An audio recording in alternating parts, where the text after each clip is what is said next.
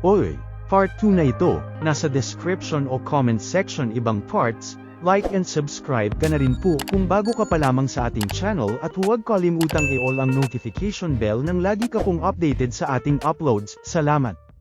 Muli na nga niyang binanatan ng paralyzed spell ang Minotaur ngunit kasama ang palad ay wa-epek ito, at di nga raw pwede ang paulit-ulit na spell sa iisang target ayon sa kanyang system, kaya naman nagcast na lamang siya ng spell na slip sa nasabing kalaban ayon nakatulog kalaunan, sabay banat ng poison spell bilang paniguro nitong binatilyo, di pa man nakakapagpahinga ay nagulantang na naman itong ating bida, nang makita ang pagdating ng mas marami pang kalaban kaya ito muli na namang kinabahan.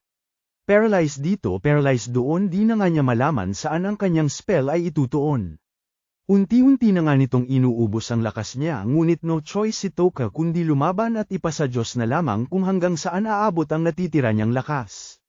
Sa gitna ng paghihirap ni Toka ay bigla na lamang itong nag-level up na lubos niyang kinagulat at pinagtaka, hanggang sa mapagtanto na dahil ito sa pagkamatay ng manok kanina na siyang nagbigay sa kanya ng XP kaya nag-level up, at di lang basta level up dahil pang malakas ang boost agad na umabot ng 200 mahigit.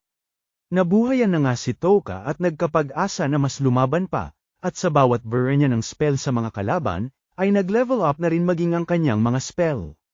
Ikinagulat niya rin na pangmaramihan na ang nalalapatan niya ng kanyang mga spells di gaya kanina na paisa-isa lamang, at napagtanto na di gaya ng sinabi ng Diyosa na wala itong kwenta, ay so far 100% ang success rate nito sa harap ng kanyang mga kalaban. Pang-ising-isi na nga ito at unti-unting nadidiscover ang kanyang pambihirang kakayahan, ngunit sa kasalukuyan daw ay may limitadong range since ang mga nasa likod na halimaw ay di niya maabot ng kanyang spell.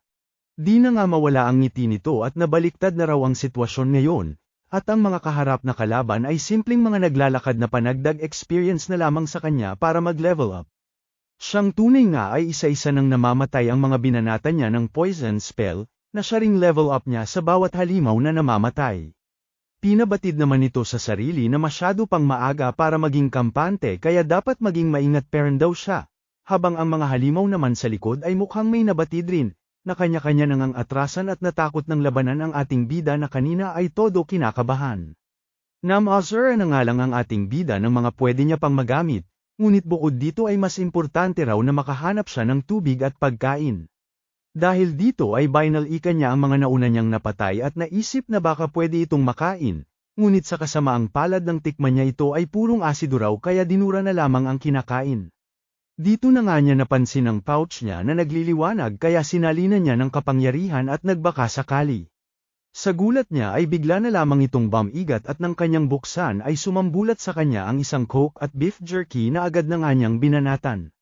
Nagdaan ang mga araw ay binibasic na nga lang ni Toka ang mga nakakaharap na kalaban, na siya niya ring pag-level up ng walang katapusan hanggat may nakakaharap siyang kalaban, at dito napapamuni-muni sa kanyang may kalungkutang nakaraan at kasiyahan ng iligtas siya mula sa malungkot na buhay ng kanyang tito at tita, na siyang nagturo raw sa kanya ng kabaitan, pakikikapwa-tao, at inakala niya raw na magiging katulad niya sila. Ngunit heto nga raw siya, walang pakialam at manhid na kumitil ng buhay ng iba, na maging siya ay natatakot sa sarili niya. Wala nga raw siyang choice kundi tanggapin na lamang ang bagong siya, ang bagong Toka Mimori. Wala na ngang makapigil sa kanya, maging ang dambuhalang mata na ito na basic pinabagsak niya lamang. Dito na nga niya napansin ang isang pinto na may gem, kaya kagaya ng ginagawa niya sa pouch niya ay sinalinan niya ito ng kapangyarihan niya hanggang sa nagbukas ang lagusan. 2 bangkay na nga ang bumungad sa kanya at mukhang may mga nakaabot din daw na adventurer sa lugar na ito, na mukhang namatay na nga lang daw sa kakulangan ng pagkain at gutom.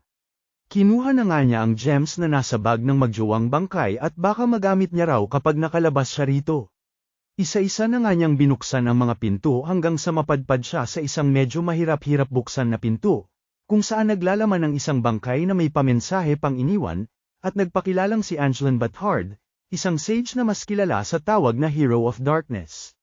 Dito na nga niya naalala ang binanggit ng Diyosa tungkol sa Dark Hero na siya raw pinakamalakas sa lahat ng nasamon nila.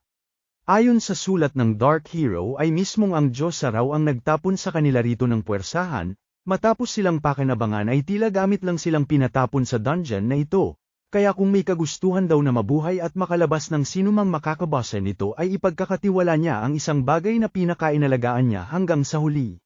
Buwisit na Diyos yan, kala mo ang linis pero mas duro-demonyo pa talaga kumpara sa Demon Empire. Ika na nga lang ni Toka, ngunit wala naman daw siya sa posisyon para magmalinis din since plano niya raw maghiganti rito at wala siyang pakialam sa mundong ito. Kalaunan ay isang libro na nga ang kanyang nakuha mula sa mga gamit ng Dark Hero, na may pamagat na Forbidden Arts Complete Works, na laman ng mga recipe ng kung anumang mahika at magic tools. Meron ding isang scroll na di tulad ng libro ay hindi niya maintindihan ang nilalaman at nakasulat, na ayon kay Toka ay maaaring isang pangmalakasang spell na pwede niyang magamit someday laban sa duro-demonyong Diyosa. Bago umalis ay isang babala naman ang kanyang nabasa mula sa libro, na nagsasabing mag-ingat daw sa Soul Eater, na siya raw pumatay sa lahat. Samat-saring bangkay na nga ang nadaanan niya sa kanyang paglalakad, hanggang sa kalaunan ay makakita siya ng isang pinto na ayon sa ating bida ay mukhang kakailanganin ng isang bagay para mabuksan. Dito na nga siya nabahala at mukhang naabot niya na raw ang lugar kung saan nasa paligid lamang ang kinatatakutan maging ng Dark Hero, ang halimaw na tinawag na nga nitong Soul Eater, sabay check ng kanyang stats at sana raw ay sapat na ang nakuha niyang level para matalo ang nasabing halimaw. Sa isang sulok ay nagulat na nga siya nang makita ang isang malaking mukha na may dambuhalang perla sa noo nito, sabay na pagtanto na ito ang kakailanganin niya para makalabas sa pinto kanina. At marahil ang nasabing mukha ay ang kinatatakutan ng lahat na Soul Eater. Sinubukan na nga ni Toka na atakihin ito ngunit sa kasamaang palad ay bigla na lamang may naglaser ng kamay niya na lubos niyang kinagulat at sa kanya ay samugat. Kinabahala na nga ito ni Toka at mukhang ulat siya sa kalaban lalo na at di niya makast ang spell niya, dumagdag pa ang layo ng kalaban sa kanya. Sa gitna ng pamumroblema niya ay bigla na nga lang kumalas ang mukha sa kinakakabitan nitong pader at unti-unting pumunta malapit sa kanya, sabay sa mukha ng mga mala-zombie na slimes. Kalaunan ay na-corner na itong si Toka ng Soul Eater na pang-ising-isi at tila tuwang-tuwa raw na nahihirapan siya. Binanatan na nga niya ng paralyze spell ang mga naaagnas na tao ngunit di niya magawang gamitan ng poison dahil mga tao parent daw ito kahit nagkaganito. Di na nga malaman ni Toka ang gagawin niya habang itong Soul Eater naman ay tuwang-tuwa sa nasasaksihan. Ito namang bida natin Tarantang Taranta, di raw siya tulad ng Soul Eater na ginagamit ang mga kaluluwa ng mga napatay nito bilang laruan. Hindi raw siya papatay ng mga taong alam niya namang inosenti, sabay umiyak na nga ito at tao rin daw siyang may awa at nahihirapan. Sigaw-sigaw na nga si kuya mo at tama na raw, habang itong Soul Eater naman namnam na namnam ang kanyang paghihirap at todo-todo ang tuwa. Tama na, lumayo kayo sa akin, please, tulungan niyo ako, tanging nasasabi na nga lang ni Toka habang umiiyak. Ngunit sa kung saan ay bigla na lamang ngumiti si Toka, sabay burra ng paralyze sa Soul Eater na lubos kinagulat ng kalaban, at plano lang pala ito all this time ng ating bida at drinamahan ang kalaban ng maliitin siya, at hinihintay lamang ang tamang oras para maisahan ang Soul Eater. Bobo ang hype, di mo man lang napansin na kailanman di ko binaba ang kamay ko. Namnam na namnam mo ang paganap mo porket umiiyak-iyak ako ayan ngayon niwi-niwi ka. Banat na nga rito ng ating bida at ito raw nakukuha ng mga arogante na feeling sila na ang pinakamalakas. Ayos ba acting ko? Pang-ising-isi na nga nito kasabay moment na naman na sa tanan daw ng buhay niya ay sinubukan niyang maging mabait, sinubukan niyang maging normal, na maging sarili niya ay niloko niya, na nakalimutan na niya kung sino raw talaga siya. Mata sa mata, ngipin sa ngipin, kahit pa kaluluwa ng mga tao ang ginamit mo para likhain ang mga halimaw na yan, ay walang dahilan para ako ay magpigil. Ako ang may pinakamababang stat sa dungeon na ito ngunit pinasasalamat ko yun dahil naging sandata ko yun para maliitin niyo ako, at siyang dahilan kung bakit buhay pa rin ako. Habang ikaw, tinalo lamang ng isang pipitsuging tao na tinapon sa dungeon na ito, banat na nga ni Toka habang tinatawanan ang di makapaniwalang Soul Eater. Sa huli ay binanatan niya na nga ito ng poison spell na siyang kinasawi nito. Kasabay nito ay lumaya na nga lahat ng kinulong nitong kaluluwa, na siyang nagpasalamat sa ating bida sa pagtalo nito sa Soul Eater, at banatan daw ng ating bida ang Diyosa para sa kanila. Wala raw siyang obligasyon na sundin ito pero huwag daw mag-alala ang mga ito. Dahil di man nila sabihin ay sisiguraduhin niyang pagbabayaran niya ng matindi ang duro-demonyong Diyosa, sabay lumabas na sa disposal dungeon. Panggigilan nyo na rin po like at subscribe ko mga idol, damay nyo na rin po TikTok at Facebook ko andyan link sa profile ko. At syempre bilang ganti sa mga solid supporters ng Recap Candy ay may pag-giveaway po ako ng 1K every month po ito.